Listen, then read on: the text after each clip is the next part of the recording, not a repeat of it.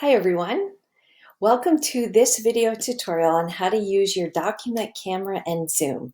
This is a really cool tool, so I'm super excited. So let's skip over to my Zoom meeting, which is already in progress.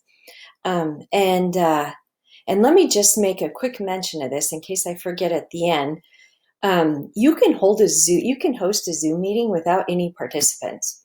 And so one way that could be helpful is using the tools that I share with you today. If you are to record one of your sessions, you could jump back and forth between several tools, record it all by Zoom, and then you can upload that into Canvas like I showed you in a different tutorial. So just to let you know that that is an option, and that may be a good use if you're looking to move back and forth between a document camera and you also want to use maybe the whiteboarding feature, and maybe you also want to have a web browser open so that you can show something on the web browser. So in that case, recording a Zoom meeting might be a really great way to capture all those things at one time. A little caveat to that: if you do use Zoom as a recording tool, it's going to be incredibly hard to edit those videos. So just know that I wouldn't take that on unless you are really good at editing videos, because of the format that it gets downloaded in. You would have to change it over to several different things, and it's probably really not worth it. So that being said, I think that as it is true in our classroom, as we go through a lesson, and if we make a blunder in that lesson, we just oops and keep going, right? I think the same holds true for a video tutorial. And so you get better at it the more you do it. And I think your students will see you as human. So anyway, just wanted to throw that out there. All right. So a couple of things about your document camera. So yes, you can use your document camera with Zoom, which is really exciting. And I think that might be a tool that's really helpful if you're trying to teach math and you want to be able to write something for students to see. Using the whiteboarding option is great, but sometimes that's a little clunky when you're using a mouse or the trackpad to do that with. So having your hand be able to use an actual pen. And so the other thing I wanted to let you know is, first of all, you can't use this with a Chromebook. The whiteboard feature is also not available with a Chromebook. The other thing, the reason why it doesn't work with a Chromebook is because the Chromebook accesses Zoom through a web browser, and the web browser doesn't have the capacity to use some of these other tools. So you will need to use some type of a Windows device or an Apple device or some kind of device that is not a Chromebook to be able to access these features. And the other thing to note is that you will need to download the Zoom app onto your device.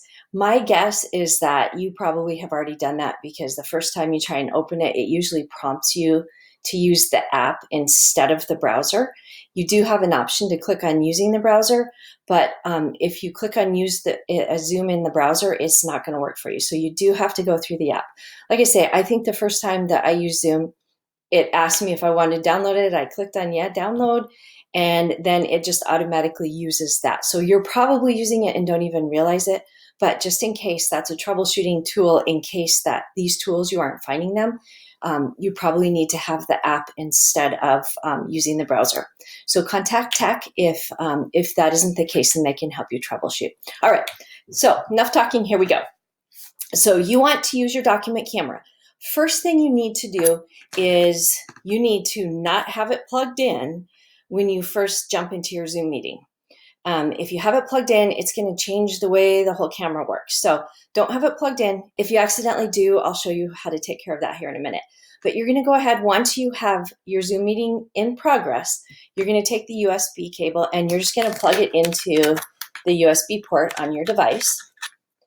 If you are using a panel or some kind of other device, then you can make sure it's just plugged into the Windows part of your panel.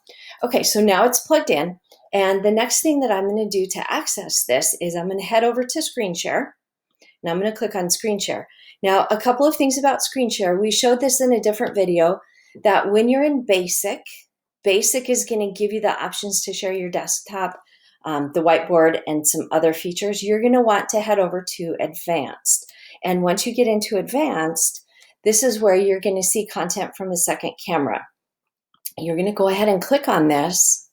And as soon as you click Share, then it's going to activate it. Now, a couple of things I want to share with you, because these are some troubleshooting. Sometimes it might automatically jump to that webcam for you.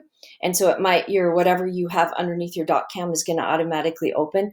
But notice now how I have a separate window open, because it treats this document camera as though it was a new person joining into Zoom. Now, in the top left-hand corner of your screen, you're going to see something that's going to show you to switch your screen or switch your camera. You're going to go ahead and click on that, and that's going to toggle you back and forth between either you being on the camera or your document camera. So now as I toggle back and forth, I can adjust my document camera. I can do some writing. I can do kind of, whatever I want. I want to put a book underneath here, so we're talking about a book. I do have some shadows, so I guess you have to kind of work with your lighting a little bit on that, but play around with it a little bit. But it's really as simple as that, and now you have your document camera. Now, a couple of other things you can do is, because you can move the camera around, if you wanted to use it as a camera for a demonstration or something, so that you could be a little further away, and so now you have the ability to demonstrate. But notice when I lift my document camera right up, it's upside down. So I have to get in the habit, if I want to do this, when I lift my document camera, twist it at the same time so that now it's upside down. So you have to have that camera upside down to make it work. Anyway, that's just an option of something that you can use with this as well. So, but you'll need to probably play around with that a little bit, because it is a little clunky. And play around with this as well. Now, if you have any extra tools that you use with your document camera, such as freezing it or any of those kind of things, that isn't going to work with this. Like I say, this essentially is just opening up a separate, like almost adding your document camera as a Zoom attendee, as a participant. And so, so just kind of keep that in mind when you're using it. But that is how you use your document camera. Now, a couple of different things. So let's say that you're using your document camera and you want to toggle back and forth between some different screens. You don't have to stop sharing. You can just click up here where it says New Share. I'm going to go ahead and click on a New Share. I'm going to go back to Basic. And let's say I wanted to share my screen. I could go ahead and select that screen. And now I'm sharing my screen with my students. And so I can toggle back and forth there. I can come out here. I can do some annotating on here. Oh, and I forgot to mention that annotating feature is not available on the document camera. Again, remember, it's kind of like a participant. And so I'm done sharing this one. So I'm going to go ahead and go to a new share. This time I want to go and I want to use my whiteboard feature. Let me get rid of that. I'm going to click on my whiteboard, and now I'm going to share this. And now I have my whiteboard feature. And so I can toggle back and forth between all of these different ones at the same time. Now I can resume my share, and I can have my tools, all of that good stuff.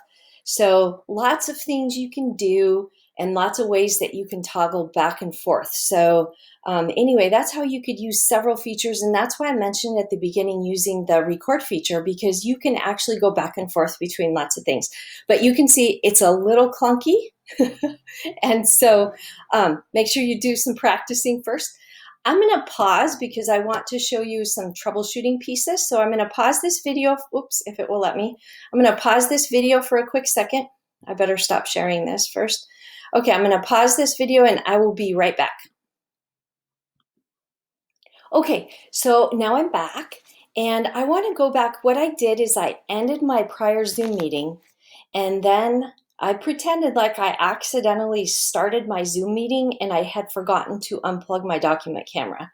So I start my Zoom meeting, and it is going to recognize, if you start your Zoom meeting with your document camera already plugged in, it is going to recognize the document camera as your main Zoom screen.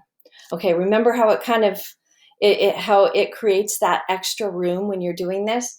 So I wanted to share with you, just in case this happens to you, Don't unplug your document camera and then try and replug it in to get your meetings once you get your meeting started, because you might run into some issues with that. So if you accidentally start your Zoom meeting, you got students waiting, and oh no, I have my doc camera plugged in, I don't really want to stop my Zoom meeting, there's a way around it. So I want to show you this, and I also kind of want to show you this too, because I did a lot of work making sure that this worked this way, and making sure that if I plug it in here, if I do this, if I do that, but just in case that it starts off like this, I just want to make sure that you have a plan. So it starts here. You're ready to have students come in. You don't want them to start off seeing this first. You really want them to start off seeing you. So let's go back to the screen share, remembering that it just creates a brand new, it's almost like it creates a new person in here.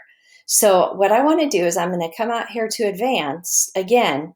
And even though my document camera was already plugged in, I'm going to pretend that it's not. And I'm going to go ahead and I'm going to share my screen with the document camera. And now it kind of does the reverse and it pulls me up. Isn't that kind of slick? Okay, so just wanted to give you that tool to make sure that you understand if you get trapped somewhere or something goes on, you're like, oh no, I'm with kids and I can't get what I need. Always go back to the share and click on share, and know you can go to advanced, click on a new share option, or most importantly, that little button in the top left of your screen where it says switch camera, you can click on that and you can change your camera around at any point, and it's going to adjust what students see. If I want to go back and forth between myself and my document camera, I just click on that switch camera mode. Okay, so just a couple of things. I know I went over an awful lot. Make sure that you start your Zoom meeting first and then plug your document camera in. Make sure that you are using some kind of Windows device or some kind of Apple device or some kind of device that is not a Chromebook if you want to use this feature. And make sure you're in the app, not in the browser, or else it's not going to work for you. So a couple of tips. Practice this, because it is kind of a little bit weird, and you'll get really good at it. But I think that it's going to open up lots of opportunities for you to be able to work with students. So thanks for watching, and we'll see you next time.